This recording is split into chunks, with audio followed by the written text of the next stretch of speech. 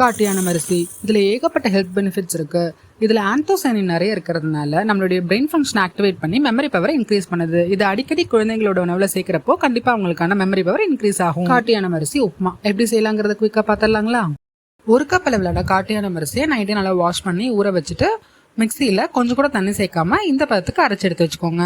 இப்போ ஒரு பேன்ல எண்ணெய் ஊத்தி கடுகு, கடலைப்பருப்பு, உளுத்தம்பருப்பு, காரத்துக்கு ஏற்ப மிளகாய், துருவின இஞ்சி, நறுக்கின 2 பெரிய வெங்காயம், 1 டேபிள் ஸ்பூன் அளவுக்கு உப்பு, இது எல்லாத்தையும் நல்லா மிக்ஸ் பண்ணி வெங்காயம் நல்லா கோல்டன் கலர் வந்த பிறகு நம்ம அரைச்சி வச்ச அரிசி பவுடரை எடுத்து கொட்டி நல்லா ஒரு 5 மினிட்ஸ்க்கு கிளறி. 1 கப் அரிசிக்கு 3 கப் அளவிலான தண்ணியை நல்லா கொதிக்க வச்சு இதோட கலந்து ஒரு 20 நிமிஷத்துக்கு லோ ஃப்ளேம்ல வேக வச்சு கடைசியா கொத்தமல்லி தூவி இறக்குனீங்கன்னா நம்மளுடைய சுவையான சத்தான உப்புமா ரெடி. சுவையா சாப்பிடலாம், ஹெல்த்தியா சாப்பிடலாம், ஆரோக்கியமா இருக்கலாம். இந்த மாதிரியான ரெசிபிக்கு மறக்காம இந்த சேனலை சப்ஸ்கிரைப் பண்ணி வச்சுக்கோங்க.